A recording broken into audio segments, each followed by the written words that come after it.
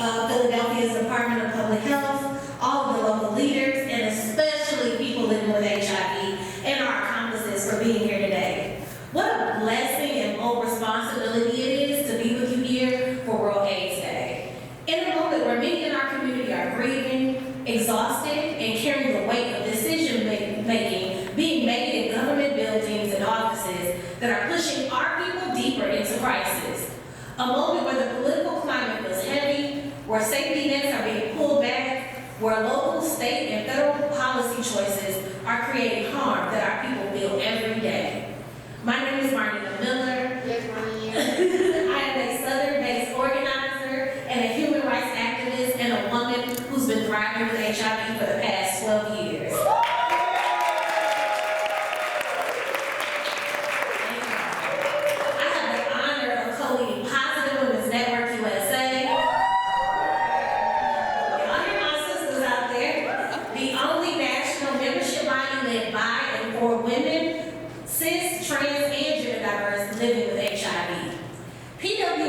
Lovingly call her, has been throwing down since 2008, centering sisterhood, solidarity, gender justice, collective care, and unapologetic visibility. Today, we are joined by one of our founders, Wahida Shabazz El. Miss Wahida, could you wave your hands so we can show you some love in here? Philadelphia has always felt like a second home to me. There's something about this place that wraps around you. It sees you, it holds you. I love walking past the corner coffee stores, grabbing something good to eat from Reading Terminal Market, watching children run around the rec centers, the food, the people, the culture. The city of this soul is unmatched. But right here in Philadelphia, about one person is diagnosed with HIV every single day. That is a community member, a loved one, a neighbor. Even within all this beauty around us in Philly, people living with HIV here are still navigating housing insecurity, stigma in healthcare, underfunded services, and HIV criminalization. And now layered on top of all of that, we are witnessing cuts to the very programs that our people need to live and survive. Supportive and medical mobile services are being destabilized. Funding for sterile syringe programs are being slashed. Access is shrinking, and people living with HIV are taking the brunt of these intentional and strategic cuts. Right here in Philadelphia at Philly Fight, Project Teach program is facing severe funding cuts. This vital program not only provides employment services to people living with HIV, but also delivers essential education, outreach, and care to our communities. It has touched many lives and helped prevent new HIV diagnosis. And yet at a time when these resources are more needed than ever, this program is being cut by 75%. That is a moment for reflection alone. Today, the city of Philadelphia also begins enforcing severe restriction on mobile service provider operations in Philly's hardest hit areas by the overdose crisis. This new law is particularly restrictive of mobile health care providers who provide overdose prevention services, wound care, HIV testing, prevention options, and a World AIDS Day. Today, these harmful regulations, approved by Mayor Cheryl Parker and allied city council members, will undermine public health efforts to end the HIV epidemic and to advance the quality of lives of people living with HIV. I want to be real with you all. When you cut harm reduction, you cut our people out of the solution. Harm reduction is not a privilege, it is a lifeline. It is HIV prevention, and it is healthcare, and it is safety and how we care for each other.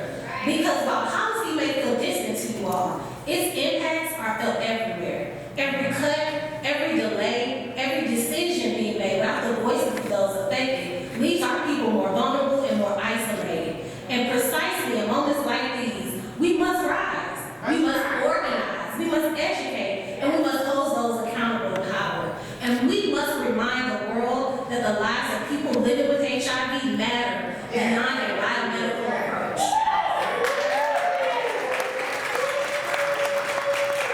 The public health crisis we are witnessing in this country is systemic. And for people living with HIV, it is a long-standing form of systemic violence.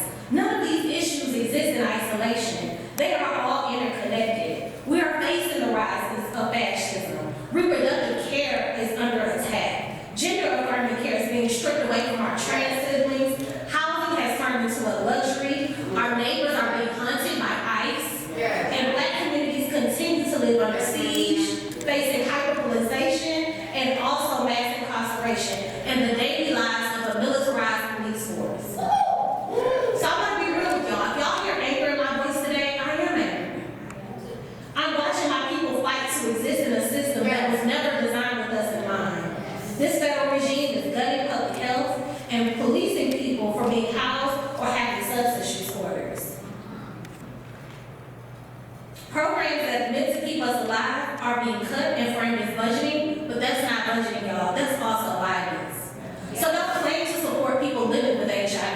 while cutting the very programs that we depend on. Don't invite us to the table or refuse to value our labor or pay us for our expertise.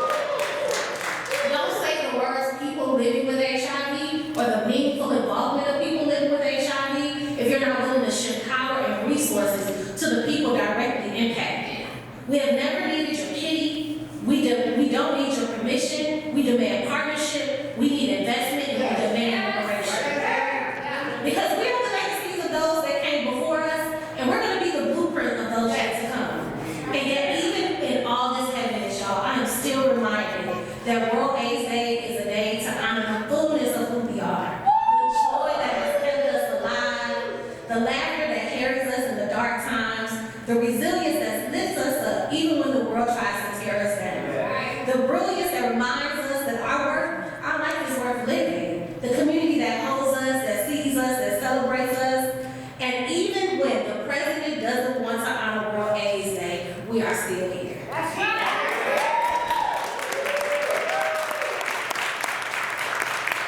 As a creative, I used to think that healing and organizing were inseparable.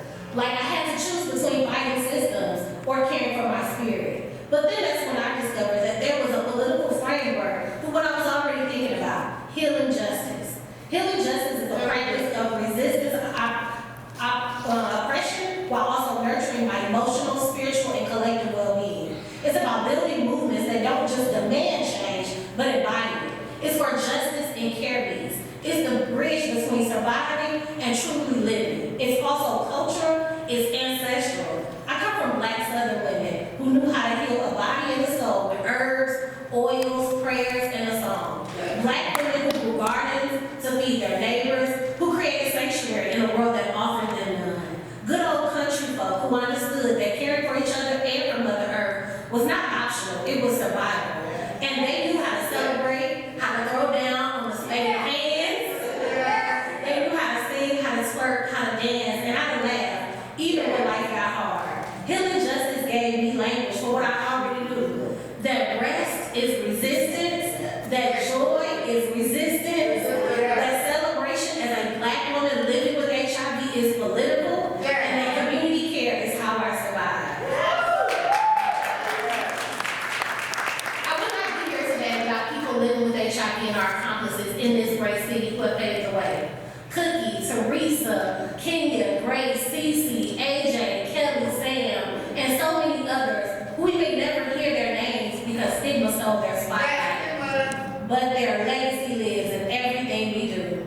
When I was diagnosed with HIV, I didn't know anyone living with HIV. Community is what saved me. Community reminded me that I'm not broken. So that every person living with HIV here today, I want you to know that I see you, I see your strength, I see your brilliance and your courage. You are not invisible and you are not alone. At PWM, we have always knew that our work is sacred, that the fight for justice and liberation is inseparable from honoring our ancestors and our roots. So after every heavy meeting at PWM, we always raise our collective voices together in the words of the late Asada Shakur, because every word is a collective reminder of our power and our purpose. So I want you all to join me in a call and response. I'm going to say a phrase, and if you feel it in your heart, I want you to repeat it so loud that the people in Bethlehem hear you. It is our duty to fight for our freedom. It is our duty to fight for our freedom. It is our duty to win. It is our duty to win. We must love each other and support each other. We must love each other and support each other. We have nothing to lose but our chains. We have nothing to lose but our chains.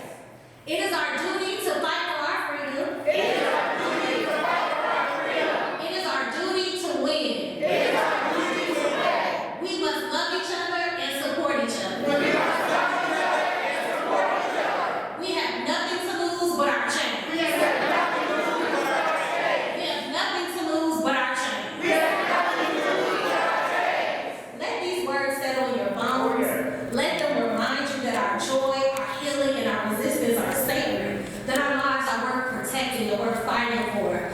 That we must demand liberation and we must fight to keep the legacy of those still living. So let's keep building, let's keep dreaming, let's keep fighting, and let's keep healing out loud. Because our joy is a protest, our generation is our birthright. Thank you.